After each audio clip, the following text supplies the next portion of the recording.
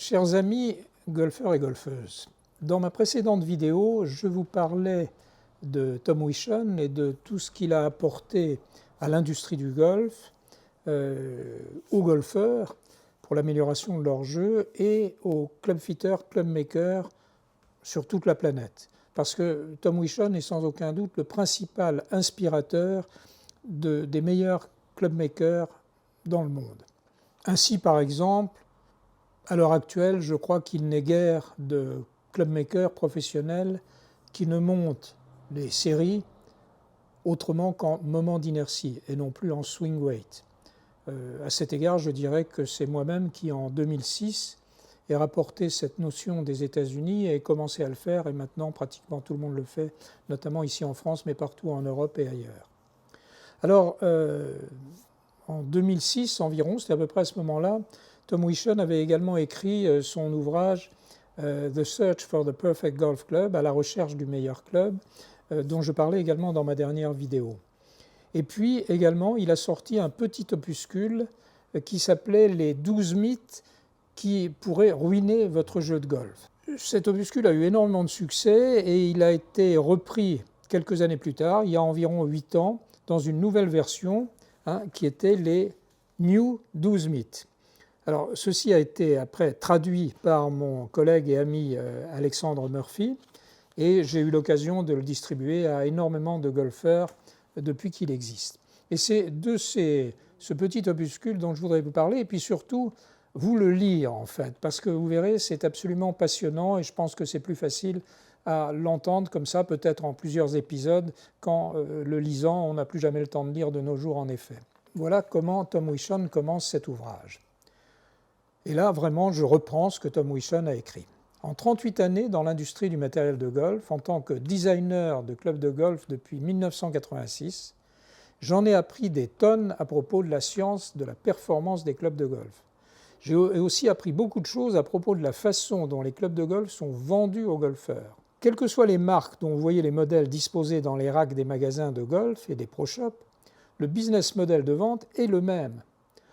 Après que les gens du développement ont créé la tête, le shaft et le grip, le département marketing intervient pour mettre toutes les publicités, toutes les promesses d'amélioration des performances en vue de générer la demande des golfeurs. Les têtes, shafts, grips sont construits en application de spécifications standards, de telle sorte que les clubs puissent être expédiés à tous les magasins et pro shops pour être présentés à la vente. Les golfeurs lisent la publicité et vont à leur magasin local pour regarder, ressentir, acheter. Et alors que l'immense majorité des acheteurs ne jouent pas du tout ces nouveaux clubs mieux que les anciens, ni ne réalisent aucune des améliorations de performance promises dans les publicités, les golfeurs hochent simplement la tête et se disent « Ah, ce jeu est vraiment difficile ». Et parce que, en effet, le golf est un jeu difficile, peu de golfeurs se demandent s'il n'existerait pas, quelque part, un ensemble de clubs qui leur permettrait vraiment d'envoyer la balle plus loin, plus droit et plus régulièrement, afin de leur permettre de mieux jouer et de se faire plus plaisir. Après, tous ces nouveaux clubs viennent d'une marque très connue, et ce ne peut être la faute des clubs si ça ne marche pas très bien. Mais est-ce bien ça ? Malheureusement, ce scénario s'est répété avec le même résultat beaucoup trop souvent dans ma carrière de club designer. Depuis le premier jour dans ce métier, j'ai été guidé par une profonde passion pour apprendre comment les clubs de golf pouvaient être construits pour permettre à n'importe quel golfeur de jouer au mieux de ses capacités.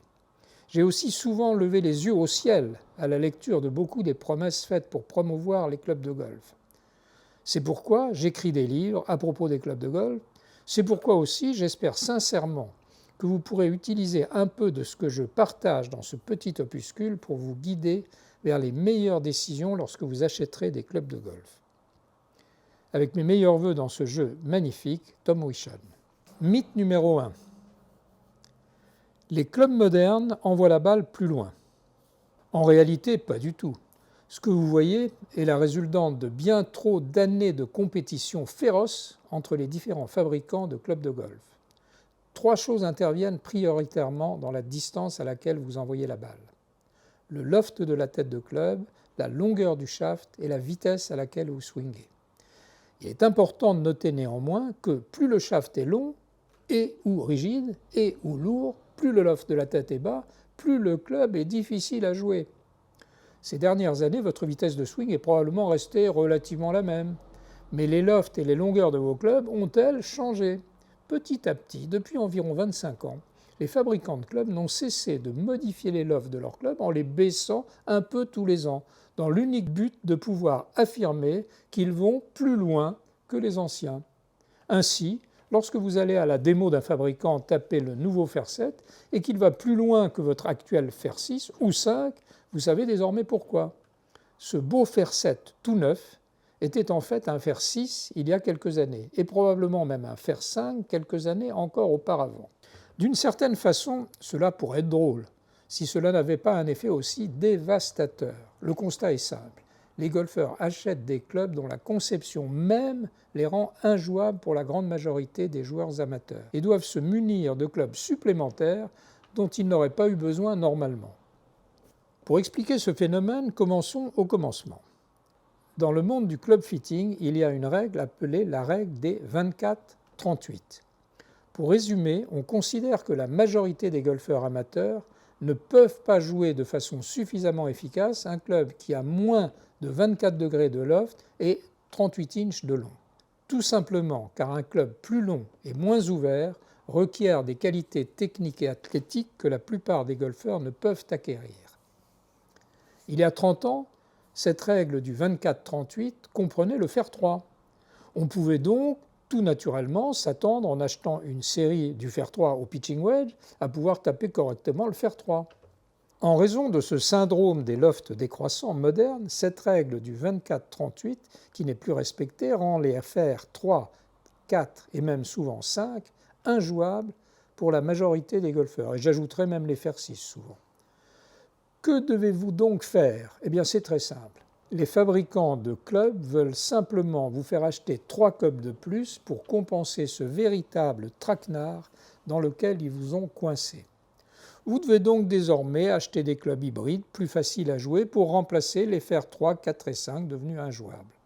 De plus, les lofts diminuants ont créé un écart important entre le pitching wedge et le sand wedge, qui lui, il est resté à 56, et vous devez donc combler cet écart en faisant l'acquisition d'un wedge intermédiaire appelé gap wedge ou approach wedge. Puis quelquefois même il faut encore en rajouter un.